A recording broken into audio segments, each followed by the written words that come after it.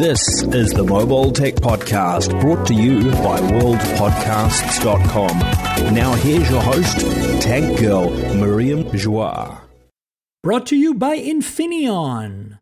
Hi and welcome to the Mobile Tech Podcast. I'm your host, Miriam Joie, and today is Thursday, June 27th, 2024, and I have Shantanu Ballarao, the Vice President of Bluetooth at Infineon with me. We're going to talk about Bluetooth, but not what you think. Hi, Shantanu. How are you? Hi, Miriam. I'm great.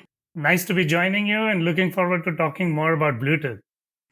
Fantastic. So listen, my audience obviously uses Bluetooth. Everybody uses Bluetooth, but my audience, knows a little more than the average audience. But Infineon provides chips and solutions around these chips to major manufacturers of, primarily the automotive field, but also industrial and all kinds of area. I've had Infineon on the podcast many times. Guests talk about all kinds of different technologies. We talked about decarbonization, digitalization, and so obviously, I was very excited when I got the opportunity to speak with a Bluetooth guru, because you know what? Bluetooth never gets any love from anyone, right? It's almost ambient at this point.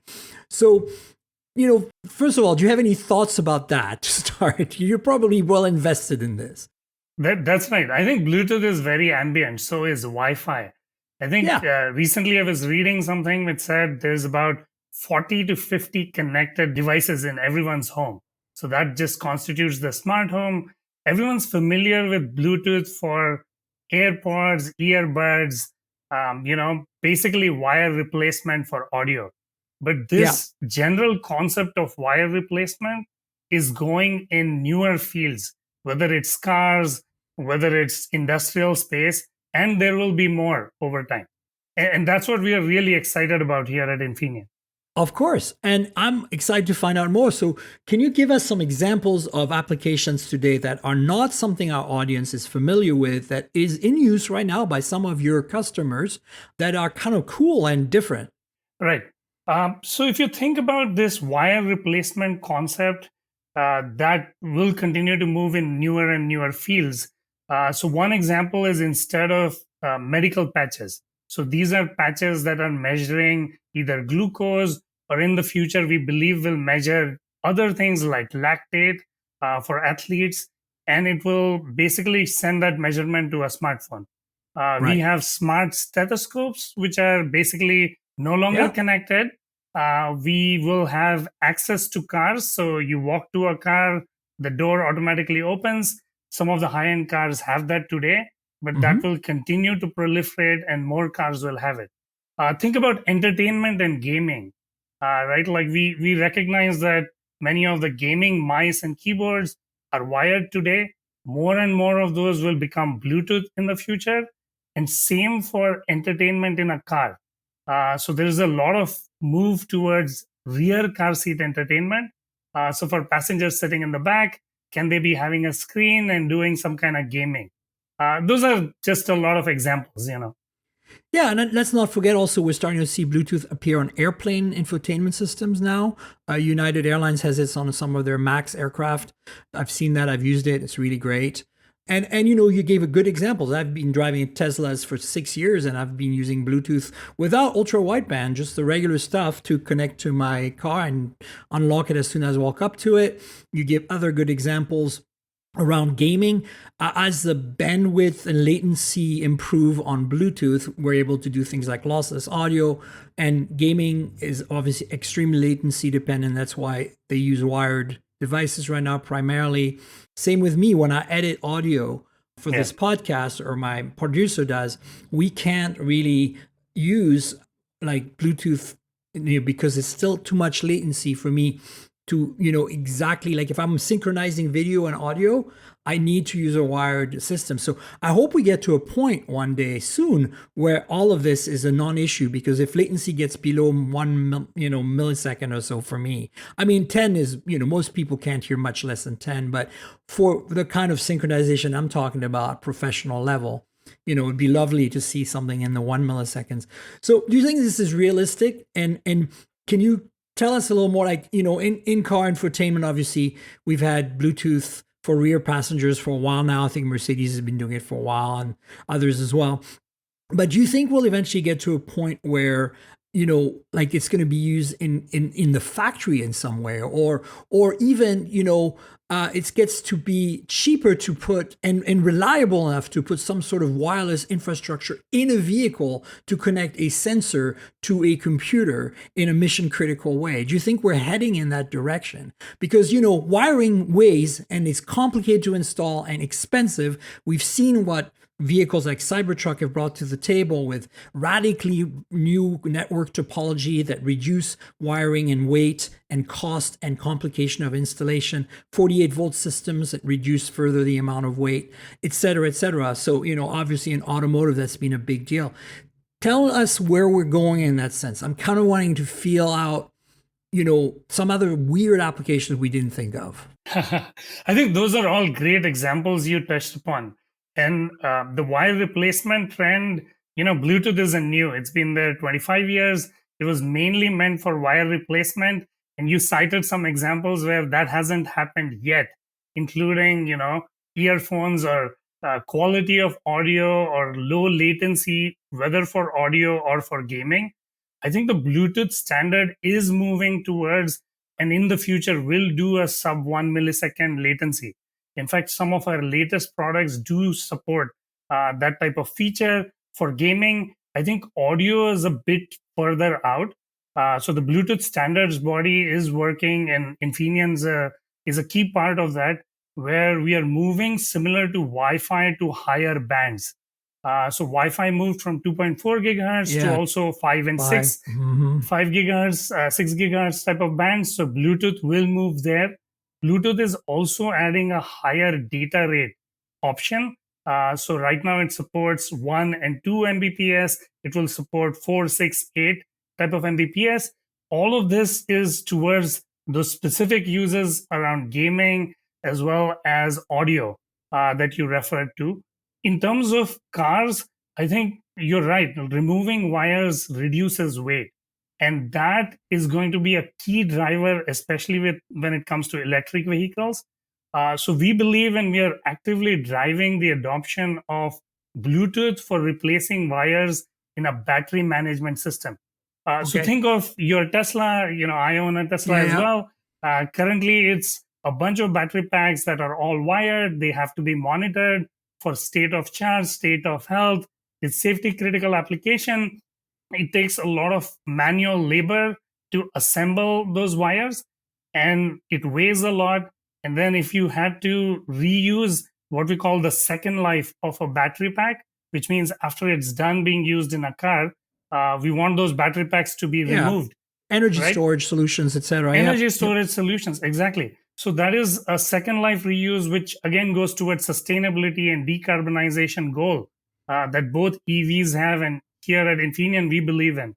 So for all of these use cases, removing those wires for monitoring the battery and doing Bluetooth instead will be a key driver. That is brilliant. Yeah, that's pretty cool. I never thought BMS would be, but it's a really good example. You've got a power source there. You never have to worry about power. And even if the battery is very low, you still have enough energy to fire up that Bluetooth module, and you can still send information, to whatever system is designed to read it, right? That's really brilliant. Any other thing that would really surprise me like that? Well, even in factories, right? Or we are looking at industrial warehouse robots communicating, and if they don't need very high bandwidth, they are communicating with Bluetooth. A recent data point, and this will be quite interesting, is we do some tests in big warehouses. Think like big warehouse stores.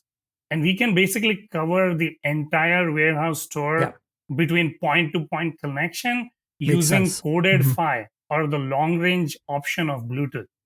So that opens up, think of swarm of industrial robots moving boxes, and they're communicating with Bluetooth through some central hub. So that's the industrial angle that we believe in. Very cool. Yeah, I'm not surprised there's some industrial application. I wasn't quite sure what they would be, right? Because it's like also, let's talk about this, because I think you can help us kind of like compartmentalize things a little better. Like it's hard for me to explain to people that with our Teslas, we've been able to use our smartphones with just basic Bluetooth as a key 90% reliably, because everybody's like, well, we're waiting. Like when I talk to like BMW and Mercedes and these, other car makers, they're like, we're waiting for ultra wideband UWB to be more prevalent. I'm like, why? Like Tesla's been showing you how to do it with Bluetooth for 6 years, more than that. Why are you waiting? For what are you waiting? And so maybe you can explain, like, not, Nick, I think the audience knows the difference between ultra wideband and 5G and Wi-Fi and Bluetooth, but how, as a engineer creating these solutions for your customers, your B2B customers at Infineon, do you pick the right solution? How do you pick Bluetooth versus Wi-Fi? Or say Wi-Fi 6 versus Wi-Fi 7, ultra wideband versus 5G. There's private 5G networks out there in use for robots, right? So I'm just trying to figure that out. Maybe you can clarify. I know it's a little bit outside of the Bluetooth this is actually a great question. Awesome. This is a great question. Let's go. So let's go. Yeah. So most wireless technologies find certain use cases and they are driven by an anchor. So if you think about Wi-Fi, the anchor is a router or an access point. Everyone's home has it. Once you have that router, now you can start connecting newer things to it, whether it's a smart door lock, whether it's a new security camera, and so on. The key piece with Wi-Fi is it's used for applications which either need long range or need high data throughput. So a video camera is a perfect use case for Wi-Fi. Right. Then for Bluetooth, it's really about things that need to connect to the anchor, which is a smartphone. So if you have a smartphone, you want to connect it to a medical patch, right? Something like a continuous glucose monitor. Exactly. Bluetooth is a great fit. So anchor point is a key determinant. Similarly for UWB or ultra wideband, right now some smartphones support it. We believe more will support in the future. It's very well suited for the use case of ranging or distance. But we think of UWB as a complementary thing to Bluetooth. Okay. So even the car makers who are using ultra wideband, they are also using Bluetooth for determining how far someone is from a car. Right. So the use case is someone walks to the car. When they are several meters away, Bluetooth wakes the car up. And then when you're very close to the car, ultra wideband is very accurate, centimeter accuracy. So it can tell, hey, are you in front of the front door or the rear passenger door and so on. Bluetooth will come with a new standard release called channel sounding sometime next year, which will also give centimeter level accuracy for Bluetooth applications. Wow. So in that case, cool. Bluetooth and UWB or ultra wideband are very complementary. So one vector is, as I mentioned, anchor point, whether it's router or you want connection to a smartphone. The other vector is how do you power the device? So typically Wi-Fi, it's high bandwidth, but takes more power. You need mains power, or you need something which is a rechargeable battery. While Bluetooth can work on a coin cell battery or AA, AAA battery for years. So something like a temperature sensor, something like a patch that you wear that's giving you glucose for 14 days, it's ideally suited for Bluetooth. Versus Wi-Fi is great for a rechargeable battery used for a camera, where you need high bandwidth. UWB is somewhere in between power for Wi-Fi and Bluetooth. And the main key use case for ultra wideband is very accurate and secure distance. But you're right, car makers like Tesla are doing car access with Bluetooth. In the future, we believe many car makers will choose the complementary technologies between Bluetooth and ultra wideband. Infineon supports both, and we work with our customers to make the right choice or the right pick. Right. And of course, we also should mention quickly as a point of reference for the audience that ultra wideband is used today particularly well by Apple with the Find Me network, with the AirTags and other things like that. So keep that in mind. It's, as you said, complementary to Bluetooth. I think we should also have a little quick aside about NFC, right? RFID specifically does allow very slow bitrate communication over microamps. I mean, like we're literally, you can power the device with radio waves and, and have it transmit some data. So how does that fit in, or does that even fit into your purview with Bluetooth? Because it's used for pairing, right? It was Right. initially, at least. Right. So it is NFC is again a complementary technology to Bluetooth. You brought up a very good use case, which is pairing. And we call it out of band pairing because it's not using the same channels or same frequency range. A typical use case is putting NFC along with Bluetooth for anything which needs a wake up. So think of a medical patch that sits on the shelf for months or years. It's sitting there. Then you buy it, you open the box, you use NFC to open it, to start it up, and then it converts to Bluetooth, and then it's transmitting data at a higher bandwidth to the phone. Similarly, the car access application, where you use a phone to walk and open a door, basically think of it as Bluetooth for ranging at a longer distance, Bluetooth channel sounding, or UWB or ultra wideband for close distance or close proximity opening of the right door. And if your phone is dead, using NFC to open the door, right? Exactly. So that's still the fallback mechanism. So they are all complementary. We Very also cool. see use cases of wearables like a smart ring. So we power various smart rings where our Bluetooth chip is the main chip driving the smart ring. And the smart ring can also have a secure element. So instead of having a smartwatch, you could be wearing a smart ring. My ring is dumb, And pay, but yeah. and pay, right? Mhm. So I think some very, very cool use cases. But I really liked your use case around having a product on the shelf that's powered maybe by a battery that's triggered, turned on by, an RFID, NFC type. It's like the reverse of an e-fuse almost. The fuse is closed. So you close the circuit with the NFC tag, basically enabling the battery, and boom, off you go. Right now you have your Right. 14 days of continuous glucose monitoring, right? Right. Yeah, very cool. Didn't think of that. So I'd like to give us a kind of a quick overview where you think you're going with Bluetooth at Infineon. What do you think is the evolution of Bluetooth in terms of where we're going for new applications? You've talked a little bit about it, but what are your customers asking you for, and what are problems are you trying to solve right now?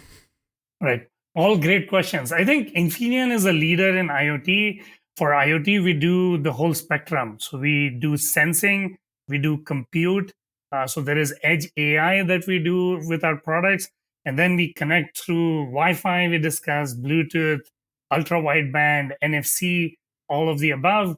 In terms of Bluetooth, we see this wire replacement trend going from consumer application to more medical type of application. So whether those are patches for measuring glucose, in the future for sports athletes measuring lactate, just this overall consumerization of medical field where everyone Interesting, yeah. wants to know more, measure more.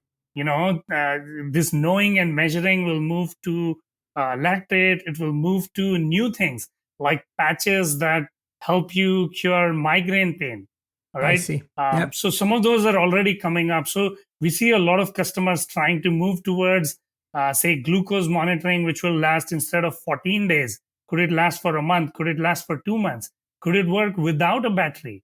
Right? Could it just do ambient sensing? Or just motion, right? Yeah, Using motion kinetic or energy. Yeah. Mhm. kinetic energy or solar or ambient light. Then we see a lot of interest in industrial, where can we have industrial robots that are just moving around and doing stuff in very intelligent way using edge AI. And finally, in the car, right? I mentioned smart home today is about 40 to 50 connected devices. We believe that cars in the future will have about 20 to 30 Bluetooth chips per car. So there is entertainment, there is rear I seat believe it. entertainment and gaming. Yep. There is wireless battery management. There is car access or using your phone to open the car. There is TPMS, and there I was will going to be say, more. yeah, TPMS is ripe for that, right?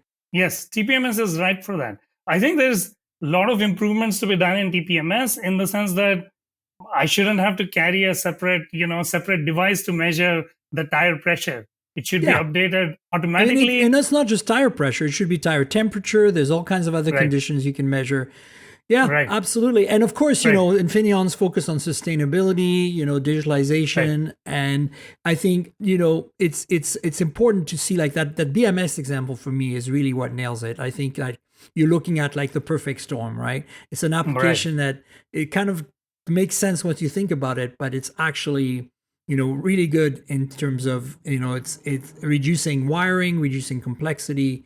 The cost of Bluetooth chip is probably cheaper than the cost of copper wiring at this point, almost, right? So I think I'm excited to see where you guys take this next. Yeah, I'm excited to see where we take this next as well. And I'm sure that, you know, engineers are creative, whether at Infineon or at our customers and partners, and we'll come up with more and more use cases, whether they are towards sustainability or whether they are towards digitalization with lossless audio and gaming and new medical patches. I'm excited. I think this is going to be an interesting field. I'm excited too. Thanks so much, Shantanu, for being on the show. I really appreciate your insight. This was a really fantastic conversation. Love to have you back on some point in the future. And thanks again for being here this time. Thanks, Miriam. I had a blast and looking forward to being back again. Fantastic. Thanks. And now that we know everything about Bluetooth, we're back with Michael Fisher, Mr. Mobile, Captain Two Phones. Hello, Michael. Hi, Miriam. Thanks for having me back. I'm great. It's Razr time. We're in New York today because Brooklyn, to be specific, your neighborhood, kind of. It is. It's my office's neighborhood. It used to be my neighborhood, and now it's not. And we're here because Moto launched a bunch of razors. Hot pink razors. All right, razors. Here they are. I like that we have matching razors. You have the plus. The plus is the one on the left for me here, and for those of you watching on Patreon, and this one is the minus or the regular. Not that you Plus, can tell. Regular. Much harder to tell the difference this year between the two. It is, and actually, let's start with that because, like, I kind of this actually segues into something really interesting. We'll elaborate in a second, but I kind of feel like because of the camera changes and the front cover screen changes, that this is kind of like the Razr Plus from last year, especially if you look at the specs, the Dimensity on there and stuff. Yeah, so they've got MediaTek in there, which adds some flexibility on pricing. But also, I asked specifically if that cover screen was just the recycled same component, and it's the same exact one. I checked. And I'm like, great, good job. Yeah, good leverage job. the supply chain. Supply chain, right? Yeah. So question though, do you feel like there's not enough differentiating between these two? I wouldn't want to market these against each other because I think last year the minus was easier to sell as like a, look, this is a minimalist phone. You know, you're going to close it up and you're not going to want to look at it. The deal here is that this is probably the non-plus is probably the better deal. $699, because right? It's $300 less, and you're essentially getting last year's Razr Plus. Right. Yeah. Fair enough. Yeah. And you are also getting one camera that we may agree on. We All may right. disagree Well, let's on. talk about that because let's actually go through let's go through the specs real quick so people know why we're making these judgments. Sure. Okay. Good call. So the big news, I think, is that the Plus has a 4-inch display, and for those of you watching on Patreon, covers the entire front. Like that's technically a pretty tour de force. And look at the bezels. I can hear the people already saying like, wait, didn't last year's cover most of the front? No, like that's all you guys said. But like, but it did. And it was huge. But now when you see that like 1/2-inch diameter strip that they've been able to delete from the top, it's like, oh, that is quite a difference. Bring up Google News. Yeah. That's really obvious. You get a whole extra column. You get an extra column of headline. There you go. Also, it gives enough room for the keyboard. When you deploy the keyboard, it kind of like pops up into that's a swear word. Oops. We're allowed to swear on this show, aren't we? But like it pops up into place in the middle of the keyboard, like in the middle of the screen automatically. Yeah. So they've like done intelligent things with the added space. So I think it's a good move. I don't know what they're going to do next year. There's no more space to expand. They're going to add a third camera, right? I would hope so. Anyway, so let's talk about specs real quick. So the chassis is almost identical in size and weight as last year. They've completely redone the hinge, right? Yes. What did they say about it? It was easier to open and close. Here's the thing. If you had this in your hand last year, the Razr and the Flip 5 in your hand, in your other hand, the Samsung hinge felt so much smoother. This does feel smoother, doesn't it? Now they've finally refined it. They've taken all the lumps out and they've reduced the size of the protrusion of the hinge. It's called the spine, I think, by like quite a lot. So the phone is just more svelte. and poses a little bit more other than easily. that, it also supposedly is lighter and more robust. Yeah. There's less side by side too, like Wiggle when it's the closed. wiggle when Yeah. it's closed, Yes, yeah. they've really tightened some of the tolerances up. They've done a Feels- nice job. feels very pro. It feels great. Do you feel, question, this doesn't matter, but do you feel like it's a little more top heavy than last year? Because as I was typing, I I was like, haven't oh, noticed yet because I haven't had a chance to reuse it yet. got it. Like I've mostly Let me done know. photos and held it in my hand, but Yeah. like actually using the software, man. Well, I've got some things to tell you about the software then, but go ahead. Oh, good. Let's keep Well, going with I've specs. mostly used the cover screen because I knew that a lot of those changes were on the cover screen. Yes. So in terms of specs, so what I'm excited about on the Plus is Snapdragon 8S Gen 3, Gen 3. right? So what that means is we're getting essentially a gaming capable chip, which last year the 8 Plus Gen 1 wasn't. I think it was last year, the 8 Plus Gen 1, when the Razr was released, was like one generation behind. Was that Yeah. right? And this is now like, Up to date. It's Yeah. not the top tier premium flagship chip. It's just below that. it was crazy. This is the first time we've had this conversation where I didn't know what that was. I've lost track completely of what these chips are, how these are tiered. For the audience, in case they're lost too, it's really easy. Think of you have a pot on the stove and you put some Snapdragon 8 Gen 2 in there and some Snapdragon 8 Gen 3 in there. Oh. And that's how you end up with the 8S Gen 3. Delightful little stew. So like you get mostly the CPU and stuff from the 8 Gen 2, I think, and then the NPU and stuff for the 8 Gen 3. Are you happy See what with I'm that? Are saying? you concerned about any? I'm happy with that. Because sometimes look with foldables. The thing is like we have tolerances that are much tighter in terms of space. You don't have as much space to play with, right? Right. You don't have as much thermal So expansion. that's the thing. The thermal benefits of the 8 Gen 2 are actually better than 8 Gen 3. Okay. 8 Gen 3 is a bit of a hog on power. So then is this? So this is better. This is the 8S Gen better 3 is position. going to be better for thermals, It's good. better for efficiency, which is why the batteries, can have to be small on folding phones. Right. Now, what's interesting about this guy, The small one. small one, the Razr 2024, is that it has a Dimensity 7300X. That chip just literally came out 2 weeks ago or something. Is it that new? Yeah, it's the best mid-range chip they make. So I'm glad to hear that. It should beat the performance of last year's Snapdragon. What was that? What did they put in it? Snapdragon 7 Gen it was One? terrible. It was like Yeah. old when they was bad. when they rolled it out. It Yeah. was bad. So that should So be- basically, this is also gaming capable, like not like 8S Gen 3 gaming capable, but pretty close. good. And then storage is 256 on both. I think for the price, that's very good. I think so too. We also get 12 gigs of RAM on the big guy, the Plus, and 8 gigs of RAM on the regular. Also note that the flagship model gets all the goodies. Like it gets LPDDR5X for RAM. It gets UFS 4 for storage. They So like fixed a problem last year with the wireless charging. It's not the slow 5 watt Yeah, anymore. it's We got 15 15 on watt both. on both. you That's get nice 45 watt charging now on the Plus and 30 on the regular. for wired, wired. right? And you get the- reverse wireless charging on the Plus. Which is strangely great. not on the minus. I asked about that. I was like, "What's the deal? What Did did you they have to say? use a different component? Like whatever? Is it?" I asked if it was a silicon limitation, and he said no, it was something else. But he would look into it and get back to me. So Of course, they always have to look into No, it. no, I got a bunch of great answers, but that was one. He's like, I actually don't know. So the other thing to keep in mind, batteries are slightly better, at least on the Razr Plus, 4,000 versus 3,800 last year, Right? and then 4,200 is the same as last year. Yeah, I was going to say. Minus. So same deal. The last So, one, yeah, the, they're the- not the- very the different. Junior is a little bit bigger in terms of the battery. Probably, well, last year it was because the processor wasn't as efficient. So Correct. I think those kind of evened out. Also, in terms of size, they're so close. Like we're talking millimeters. Yep. The Razr regular is a little thicker, but the camera bump is more pronounced on the Plus this year.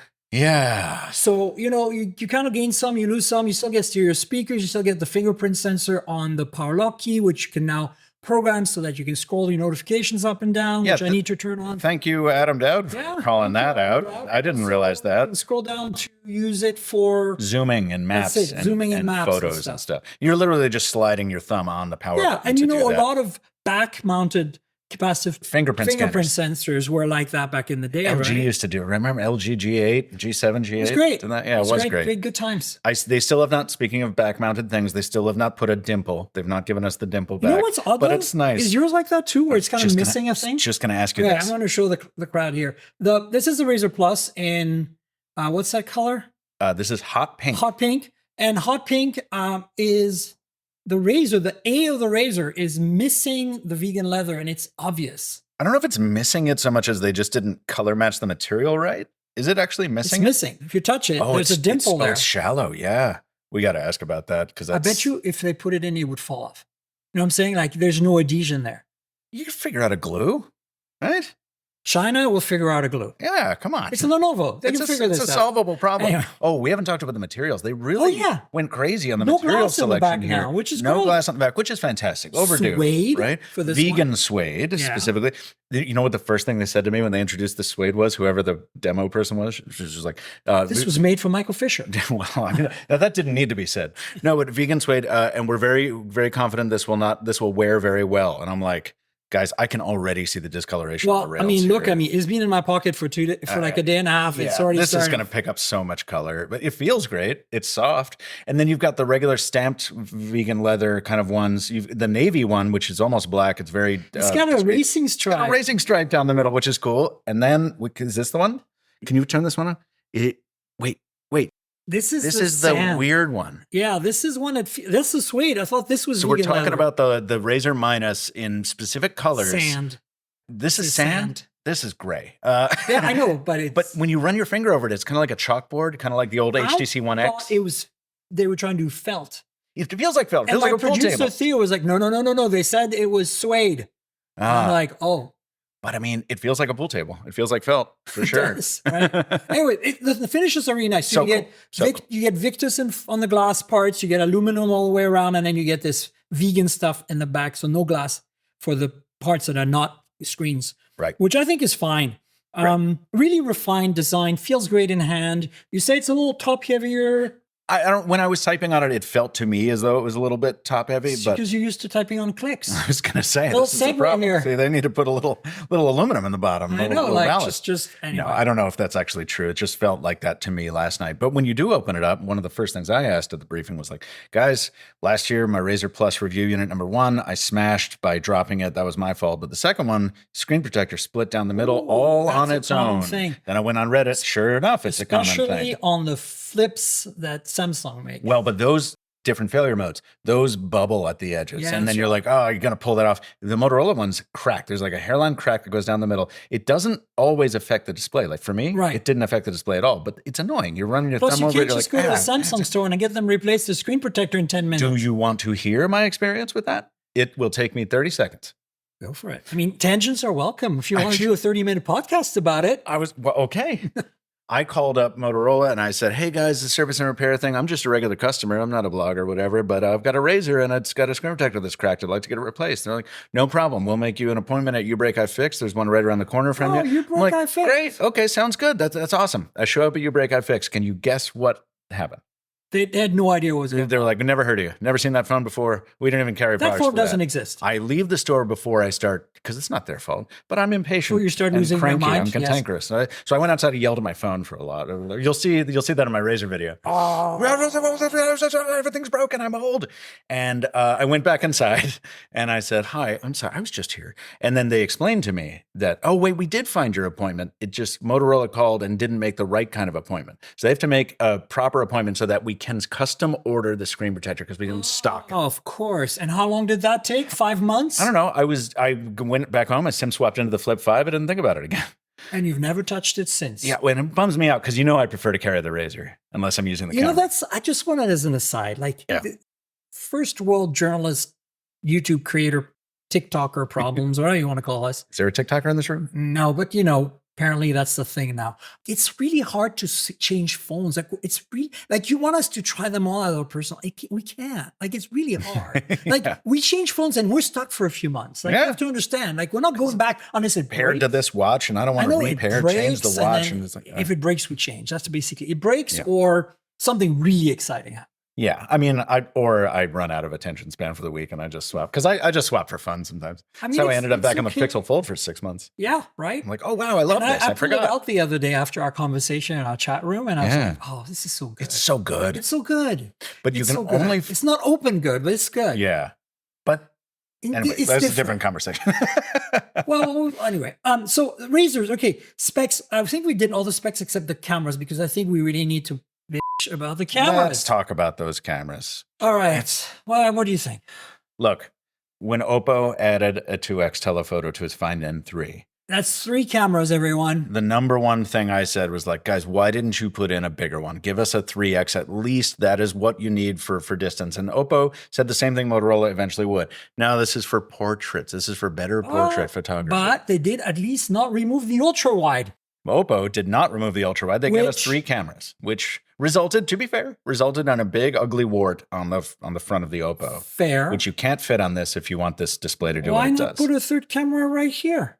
I hope they do that next year. Because look, And, even better, bring back the chin, put the cameras on the chin. No, maybe that's a bad idea. fighting words. Look, the way I look at this is, first of all, let's get the audience cleared up. The Moto Razr minus the regular Razr has pretty much the same arrangement as before, a main camera and an ultra wide. The ultra wide is identical to last year's. The main is a new 50 megapixel with OIS. It's a really much nicer sensor than that kind of meh 64 they had last year, or the meh 12 that was on the Razr Plus last year.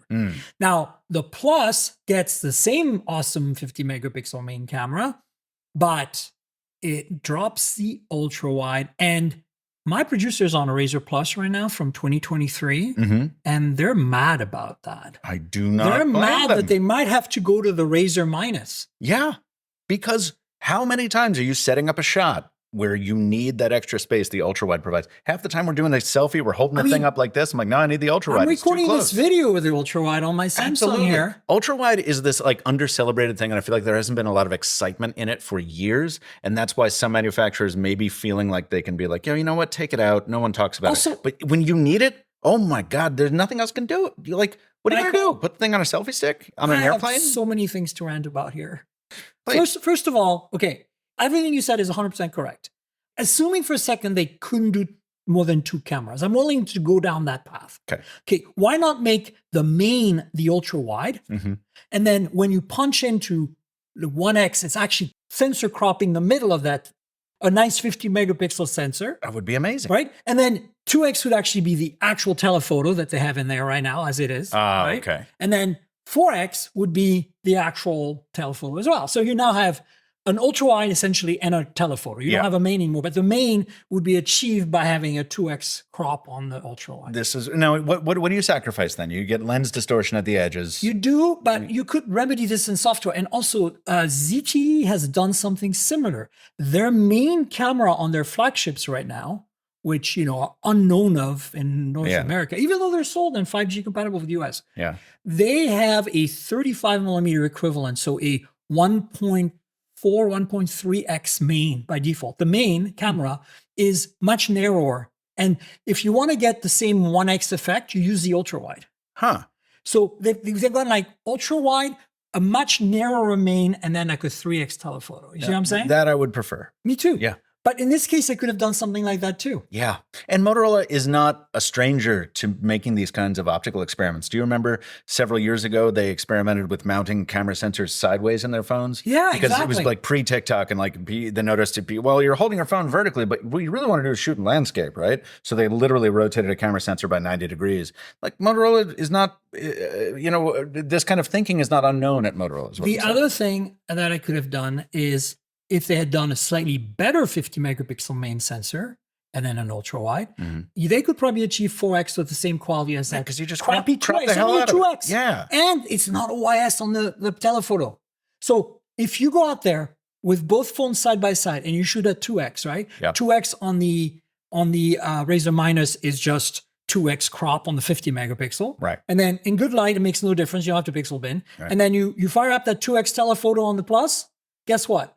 You can't get a steady shot. You can literally not get a steady shot. I tried it. Assuming it goes to the telephoto, and it does. Well, it does. Automatically does. Automatically. Yeah. As long as there's enough light. Yeah. I got so then you're like, and then whereas the Razr Minus is like rock solid because it's OIS on the main sensor. Were you using action shot? No. Yeah, I hate that that's auto. a separate mode. Well, it feels like OnePlus Motorola and Oppo do this too. I think with Motorola, it's like, look, let's talk about this again, as I'm sure we talked about it exactly this time last year. The camera on the Razr 23 it left a lot to be desired in stills, but in video, it was a just dumpster fire. Oh my God. So I have not tested it yet either. I have just tested whether when I wake up the camera after a while dormant, it gives me that like frame dropping, like, oh God, give me a second to catch up thing. It doesn't appear to so far. but we're a day in, Okay, so I don't I'm know. going to show you something that's going to freak you out. The audience will just have to hang on for a second here. Also, I want to say these both have the same main sensor, right? And completely different main camera sensor. Yeah. Oh, the processing. Completely different processing. Very different. Yeah. So here. Oh, yeah, I forgot. Hi. Sorry, I forgot this automatically starts Camcorder. recording when I'm in that's a nice camcorder mode. feature, I right? love that. Okay, I would like to show you two photos taken with the main camera. On the left here is the plus, and on the right here is the regular. And look at this completely different shot. That's wild. The auto brightness doesn't brightness seem to is be working right doing on. different stuff here. I'm going to show you guys in a second here, audience. Huh. Tough to like. I mean, I got to see them on the same panel, you know? They do look so I've set the panels to be the same, the same basically in terms of the color rendition. But look at the same displays. Yes. They're using the They're same display. exactly the same displays. This one on the Razr Plus refreshes at 165 hertz, and this one at 120, which is lower than 144 from last year. That's a silicon limitation, they told me. Correct. And then the other thing that's interesting, by the way, is that the night brightness is much higher, 3,000 nits now on both. HDR plus peak brightness. Yeah, which of course.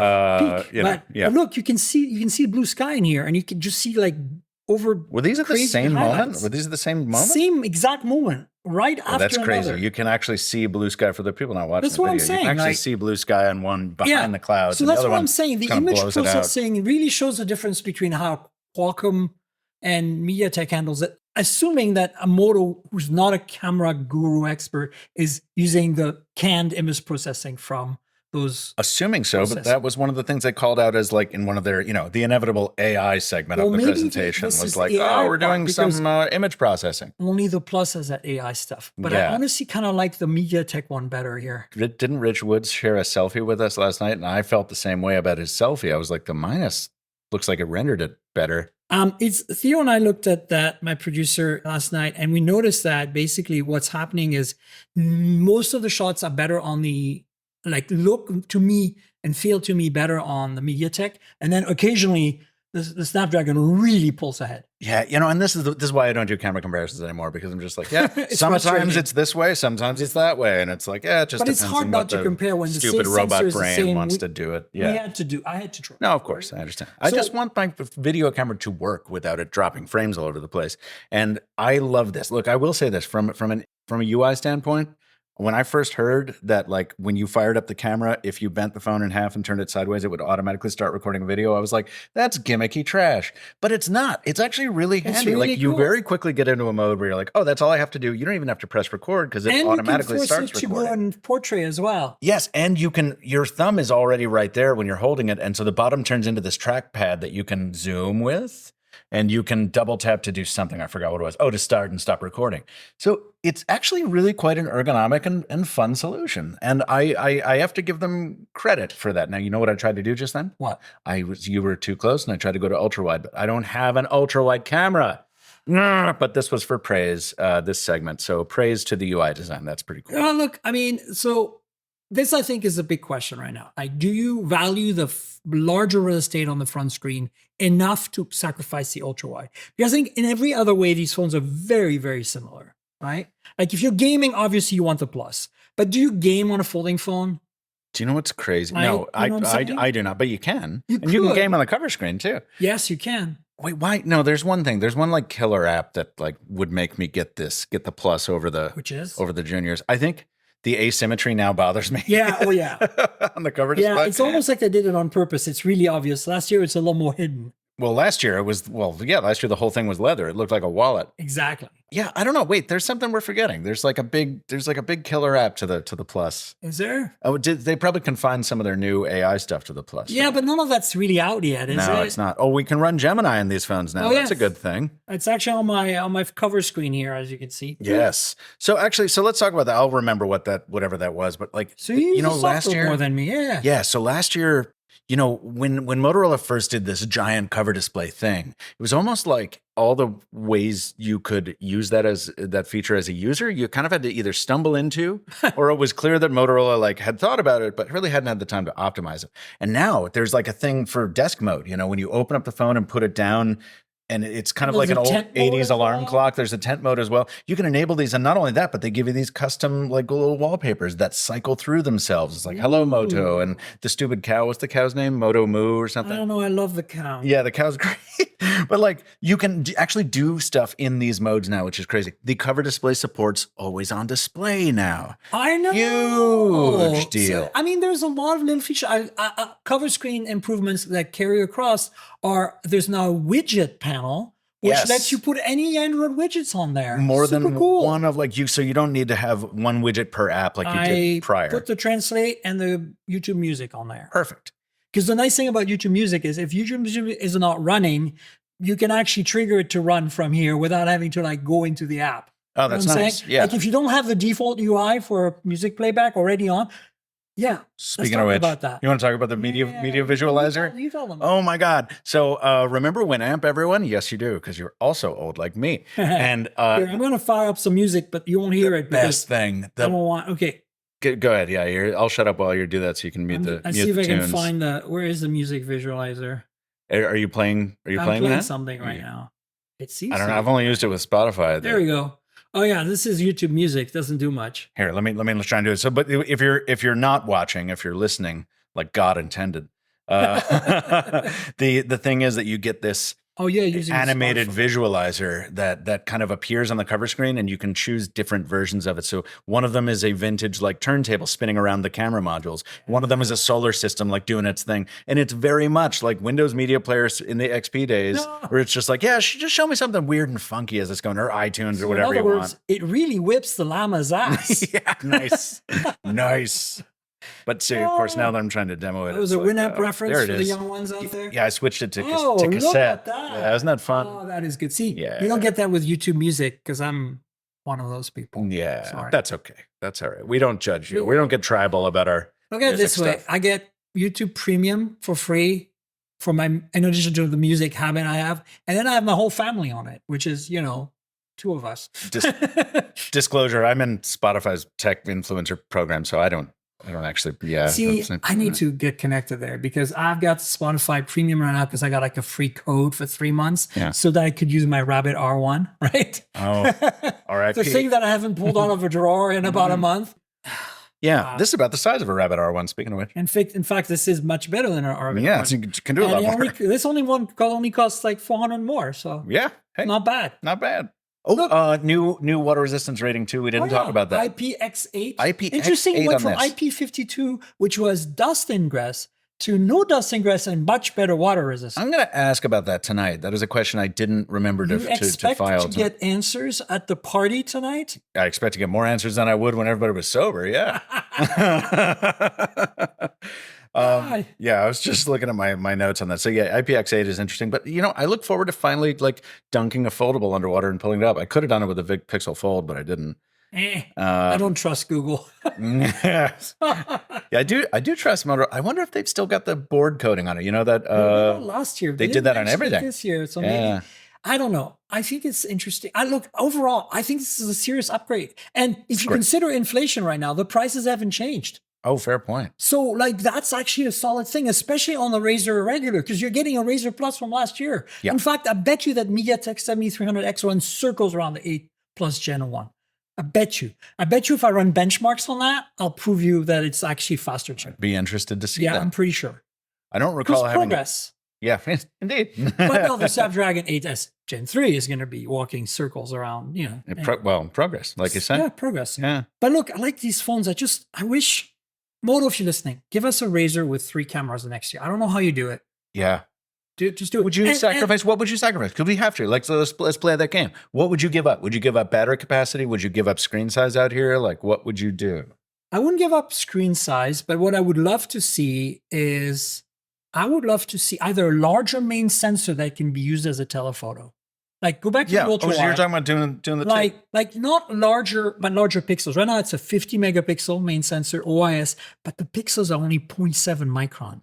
Yeah. So it's a small sensor. And I think it's because they don't have a lot of real estate in there. Yeah. So what I'm wondering is that if there is any kind of engineering trickery you can make that you can keep a 50 megapixel sensor, but maybe with 1 micron pixels instead, so that we can actually get the ability to zoom in at 2x and low light without, like that way you don't need a telephoto. I have two things that I want. Two. Only two. One is crazy. One is probably where I think we'll go, maybe. Crazy. The crazy one is I want a Razr with a hinge where they've gone the opposite way. They were like, we scaled up the hinge by 8 times. So we could put in a big ass optical camera sideways, like Nokia did and Samsung with their 940. Yeah. I want that. And I also, but that we won't get that. So what I want instead is I want this on all phones. I want a giant hyper resolution camera that does a full frame capture and lets me crop how I want. Because, with influencer life, it's annoying. You have to be like, cool, landscape, now portrait, now landscape. Now, I'm tired of doing that. I just want to do one capture for everything. 10 years when all of our displays are also camera sensors, there's no lens anymore. Every pixel can receive light. Whoa. And then in software, like, the light camera back in the day. Yes, yeah. You can recreate an image. It doesn't matter anymore. You don't even need an under display camera. The camera is your display. Display is the camera. Crazy. I don't know. It's going to be a while before that. Yeah, good. The other thing they could do is honestly, where that flash is, just put a third camera module. Since the display is so big, why not try that? It might work. Yeah, agreed. Or put one over here in the notification area. I was joking about this, but I'm starting to think that maybe that chin idea was not a bad one. Like, bring back the chin. You get a lot more real estate. It looks cool. If you look at the Samsung, right? Like, it's got that weird little cutout. Yeah, it's got the manila file. Adding a third lens where my finger is right now would just be fine. Yeah. Yeah, and you still have that little area for the notifications, which is good. Because that area is really not that helpful. Hey, I have a question. What? You ever notice that when you're running full screen apps on the cover display, that you can use the multitasker out here and like shuffle between cards? Yeah. But if you open up the phone and go to the multitasker, those apps you had outside don't appear in here. It's almost like the system stuff. Like the system feels like I think it considers them two different phones. I'd love to know what the architecture is on that. Like, weird. That's how that's why I like the OnePlus Open and a lot of it really, what you get in the front is what you get. It's like, it's continuity. But that's true of every full scale phone. That's right. It's the flip phones that are weird. The flip phones are weird. Yeah. And I want to know there's an Android reason for that. It's probably really easy to understand, but I don't know what it is. Also, the other thing we just talked about the display. So the front display is also the same refresh as the main display. So 165 on the Razr Plus and 120 on the Razr Minus. But here's the thing.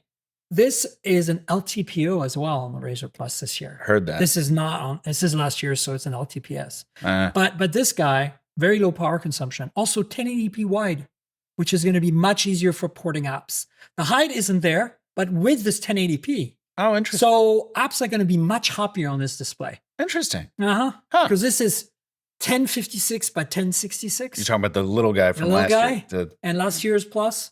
I love that we're talking about a 3 whatever inch screen is a small one. Well, yeah, because if you think about it, Android came out with a 3.2 inch screen on their G1, and the original iPhone was 3.5 inch, and we thought it was massive. Also, iPhone 5 series was 4 inches. So now, of course, this is Pythagoras, making tricks with us. But my point is, think about that for a second. This cover display, even on the last year's model and the smaller phone, are bigger than the original Android. Well, they're not bigger. Like they're right. Well, it's like it's a different aspect ratio. yeah. But do you remember Moto made that square phone? That they made a couple. Phone the Charm that rotated. Oh yeah, yeah. I've got one. Yeah. And that was a Charm. I think so, right? Charm. Yeah, with a QWERTY keyboard. That was essentially the precursor to this. Absolutely. With a 320 by 240 pixel display. Yeah. Anyway, so look, these phones are great. I think it's a good upgrade. I just wish they hadn't made. I really don't think that. I don't buy their. I'm very skeptical about their messaging around the choice of removing the ultra wide on the Plus.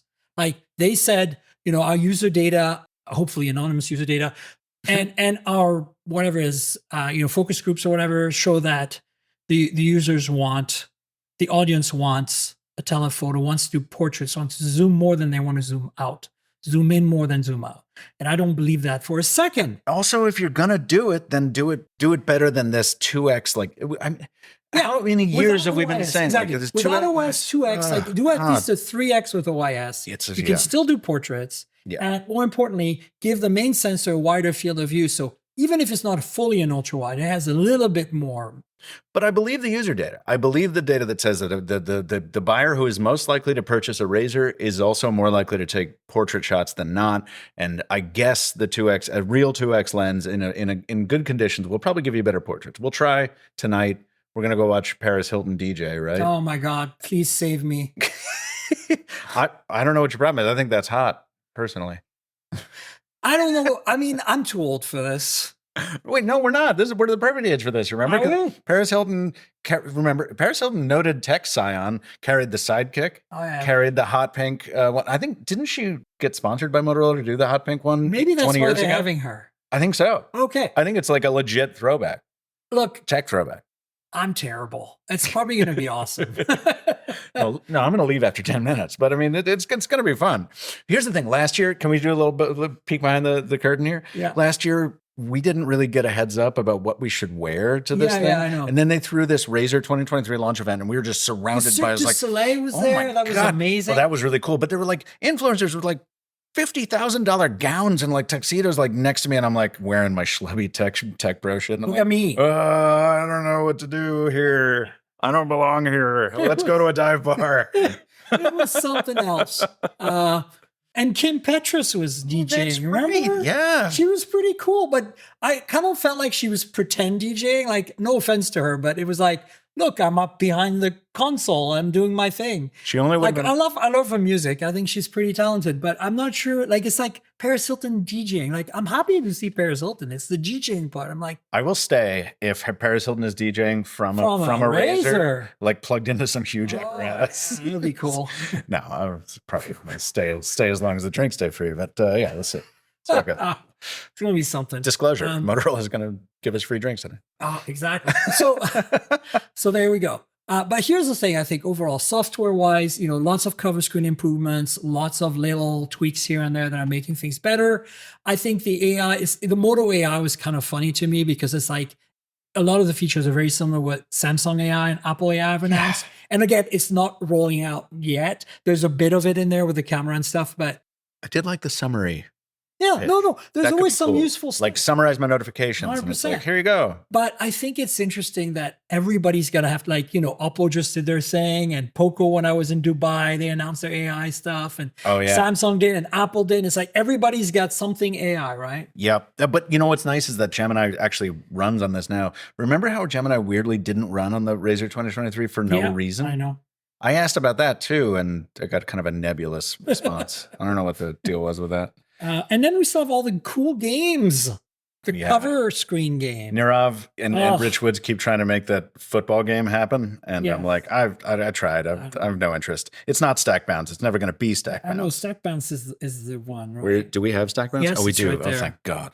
I'm Connect to internet. By the way, stop Yes. this. Stop with this. What do you mean? They have to connect to the internet to play these games? Yes, because they're Google like Lunchbox Oh, or whatever. right. Special toaster or whatever they call these things. Yeah, special toaster. Yeah. Which is great. They're wonderful little snackable games, but like don't make me connect to the internet to Which is use the them. soccer game? It's the free kick football. Ah, Yeah. wow. Yeah. I'm not into that. Me either. You know my favorite game? What? Is the one where you have the ball. and Marble maze. Mayhem? Yeah. Yeah, it's fun. Like I played that for hours in the doctor's office last year on a Razr Plus. It's great. So I have a It's like- question. Yeah. I know we don't know what the Flip 6 looks like, but the rumors say the Flip 6 from Samsung will probably look a lot like the Flip 5, which is should be because the Flip 5 was the revolutionary one last year. So given what you know now, do you think you would carry the Razr or the Of course I'd carry the Razr. really prefer You know, that? I was the underdog. Like, I'm going to be on a Pixel Fold or an Open before I'm on a Z Fold. Ever. Yeah. Like, yeah. I'm sorry. We have the same like disease that way. I hate to say it because objectively, if you pick up a Z Fold 5, it does everything just fine. Just fine. It does. There's nothing wrong with it, but it doesn't excite me. Same. You know? Yep, I do. That's because we have corrupted brains that are obsessed with novelty And from spending too long in this for business. Sure. It's like Pavlov, give me my drugs. It's like I haven't gotten a new package in like 4 days. More importantly, there is the aspect of a camera for me is a big deal. And that's why the Open and the Pixel to me deliver on the camera experience. Yeah. And I think the Pixel still does deliver the best. I mean, that photo you took of Statue of Liberty in the sunset, like a few days ago, whenever, like, oh my God, like I immediately knew that was a Pixel. And I looked at it as like Pixel. And I didn't even try. I was just sitting there with a beer in my hand, and I was like, waited for two people to like move out of the way, and I was like, here you go. Done. And you're looking at there like, it is. It's like magical. Google doing the magic. And even the OnePlus Open, you have to try a little harder. And then the Samsung has a potato camera comparatively. Yeah. Like it's a solid camera. But because their displays are tuned so beautifully, you look at it, you're like, best Oh, picture this is ever. great. And you And send then it to you look somebody at it else. on It's like, You're looking at it on your Mac and you're like, meh. Tell Narav. Yeah. Well, darling. Prosecco time. She was on the show last week. He subbed for somebody that unfortunately had a last minute cancellation. Oh. Like emergencies happen. Oh, But come on. look, the reality is that I think he brought up the word Prosecco in the first minute of the podcast. Of course. Somehow. That's what you do. Yeah.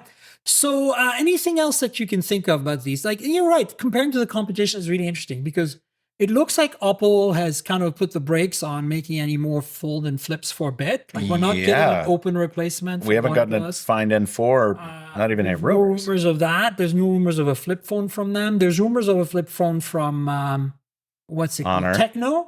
Techno, Honor. They did another one, right? Well, Honor's Honor. got the Honor's got Magic one V coming. Flip. Yeah. That's China. But Techno's really doing another one, I believe. Are they? I don't know. They had the one with the circular thing like They were. ZTE did. Correct, ZTE. But There's ZTE is a one we're low forgetting. end phone. Oh, Xiaomi.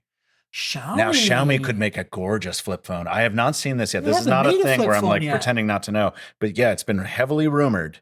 And I understand that they have an event coming up. So I assume they'll launch it. I think Samsung is going to put almost all their energy behind the Ring, which they announced at San Jose alongside the S24 line. Yeah. And, they're going to be new watches, new earbuds, the usual.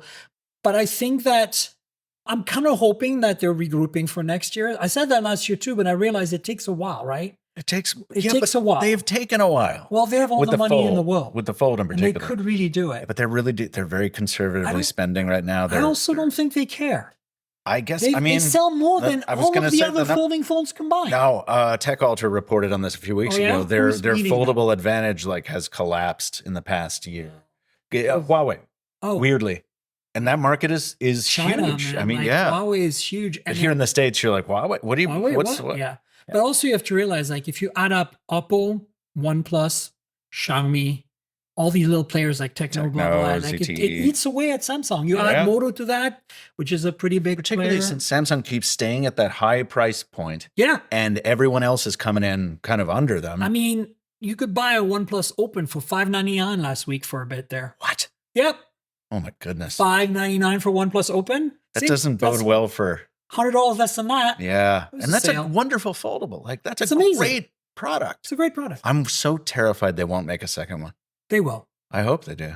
They will, but I think Pete Lau is a lot more conservative than Calpe was. Mm. And so he's like, look, we didn't sell that many. Realistically, when is the last time you saw an Open in the wild? It was all us. Yeah, I've never seen it open in the wild. You know what? I see the Samsungs all the time. Actually, let's talk about that because I see more in the Bay Area. I see more Pixels than I see Samsungs. Like I see iPhones number one. Okay, yeah. By like a vast majority. Of course, same here. And then I see Pixels.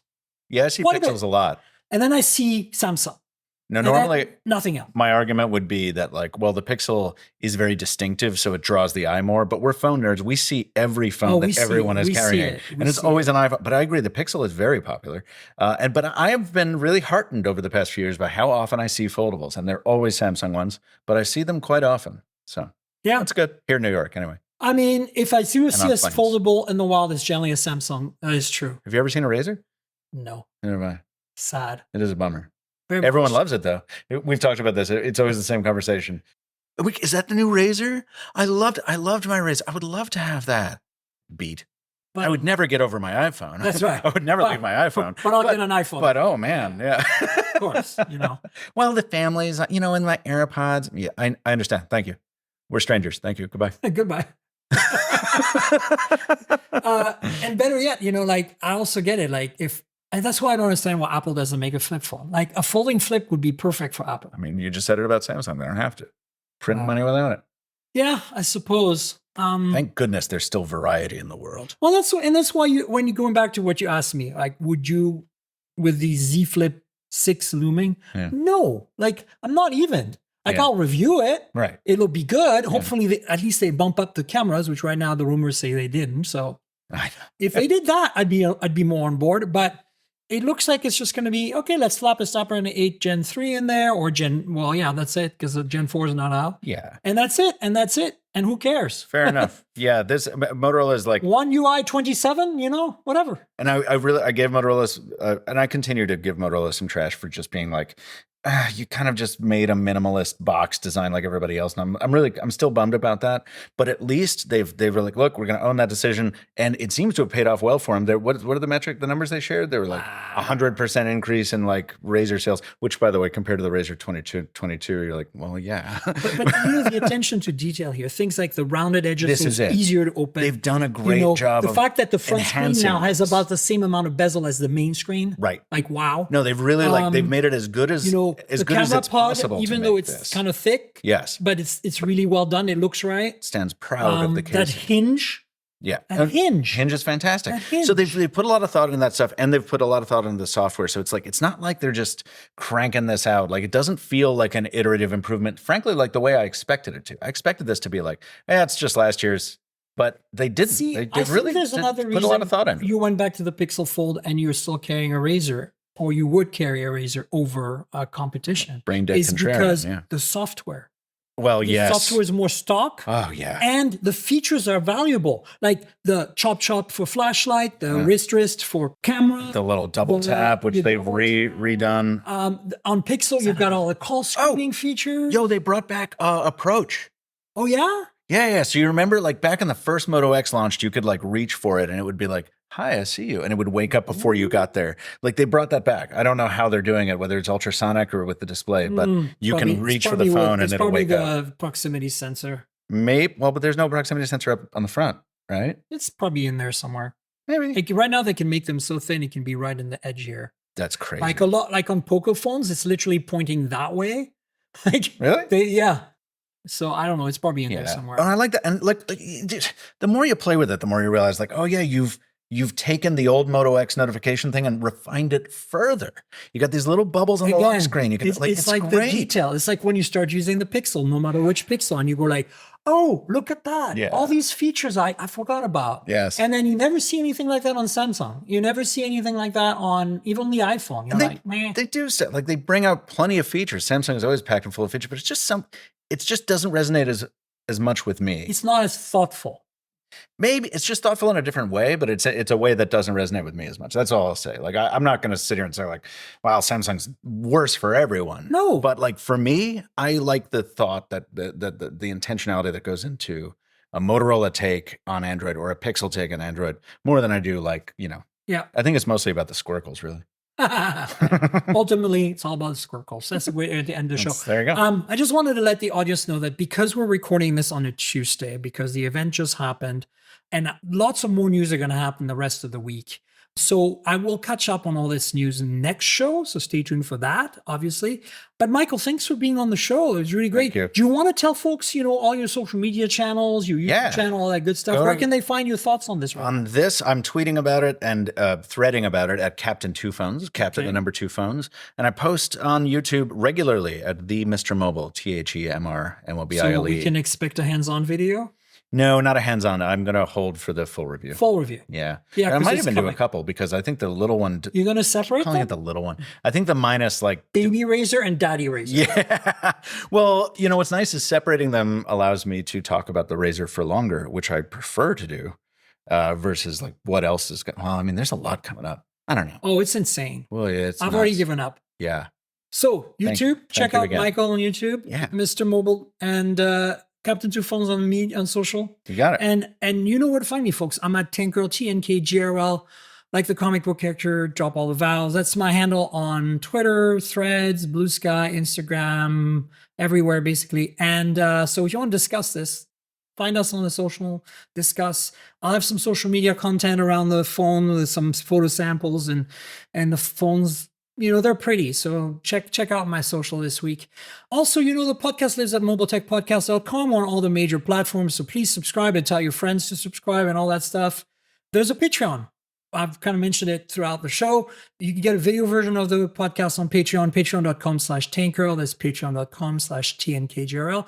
$5 a month buys you every week an episode on video. You get it the day before and you get to see us brandish phones and in person and our faces and our expressions and all that good stuff. So, it's pretty awesome. Brandish is a great word. Brandish is a great word. I know.